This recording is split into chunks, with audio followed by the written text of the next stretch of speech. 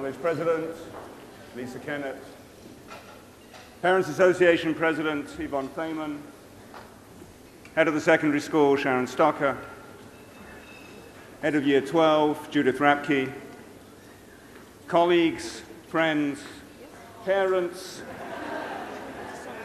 family members, but above all, our Year 12 graduates.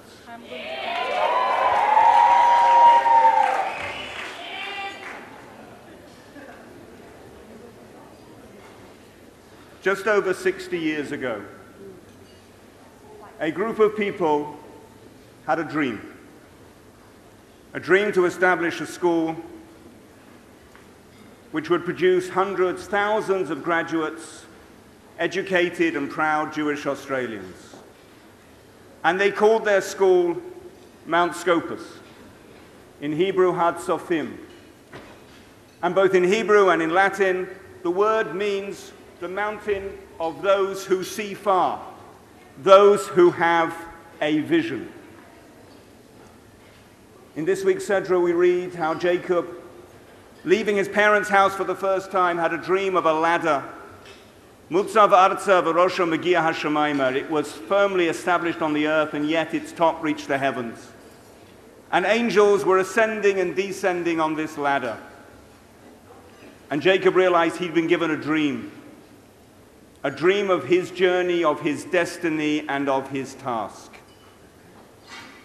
And tonight, as we celebrate your graduation, as we acknowledge that the easy part is over, your task is to establish your vision of where you want your destination to be. And in order to do that, you have to determine who you are. And that's not what you have, or how you look, or how popular you are, or your enter score. These things say what you are, but not who you are. And when it comes to determining who you are, I would suggest you are what you know, and you are what you fight for, and you are the effect you have on others. So let us talk about what you know. I have to say, with regret, that for the last 2 years you've been learning how to pass exams. But now you have to learn, you have the opportunity and indeed the demand to learn about the world. And the world in which you are entering is a world of change, changing faster than ever before. The top 10 in-demand jobs next year will be jobs that did not exist when you started secondary school. You will spend your careers solving problems that have not yet been identified, using technology that has not been invented. And how do you prepare for this world of change? Knowledge that you have now probably won't help. VCE results probably won't help. But what you will need is the ability and the desire to learn new skills, to learn and to understand and to make sense of the world. And that's not just for your own sake.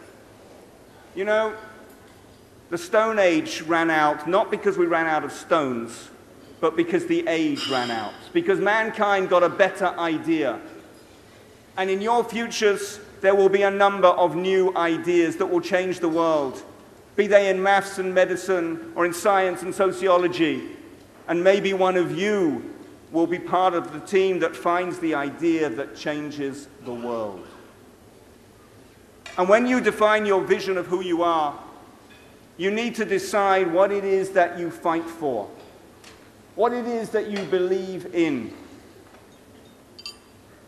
what it is that you will do and what it is that you will not do. And now is the time to decide. And you need to decide what cause you will support, because you are as great as the cause that you fight for. And if you fight for just yourself, then you are small. But sometimes, just as when we look for distant planets, we only notice them because of the shadow they leave as they go across their star. Sometimes we can only notice people by the effect they leave on those around them. And your task tonight is to try to understand how you're going to do that and what sort of effect you're going to leave. And let me look at what effect you're going to leave on the Jewish world.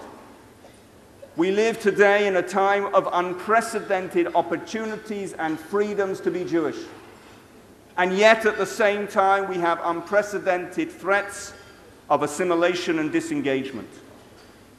And I say to you, the leaders and the parents of tomorrow, what are you going to do to ensure that the next generation is engaged? In a time when we face a real division between the Jewish haves and the Jewish have-nots, what are you going to do to ensure that the next generation are those who feel that being Jewish is what they are and not just what their parents were? And we live in a time when Israel is thriving and is strong, and yet, as never before, the morality and even the legitimacy of Israel's existence is being questioned. And what you need to do is not just to be advocates for Israel, not just on campus to stand up against lies and distortions, but to feel that love and that connection to Israel. To feel that Israel has a special place in your heart and that you have a special place in Israel. And moving further afield, you need to ask yourselves, what are you going to do to make Australia a better place? To make our country even fairer and greater?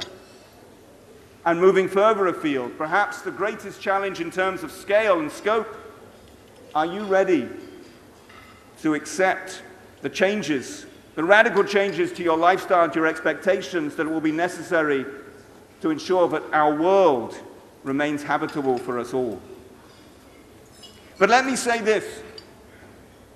When it comes to changing the world, don't start by aiming too high. Start by aiming close, much closer to home.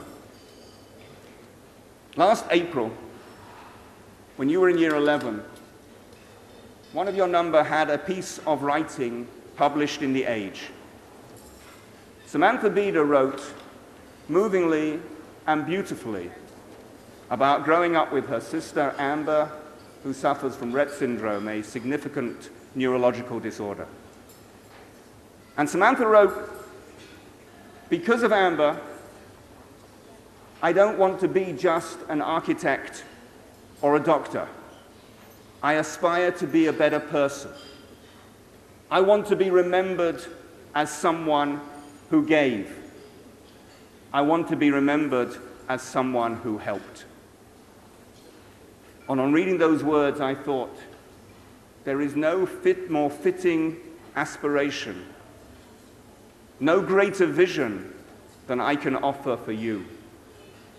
And I have no greater blessing for you than that whatever your vision is, may it be fulfilled, may it come to reality somewhere, sometime along your journey.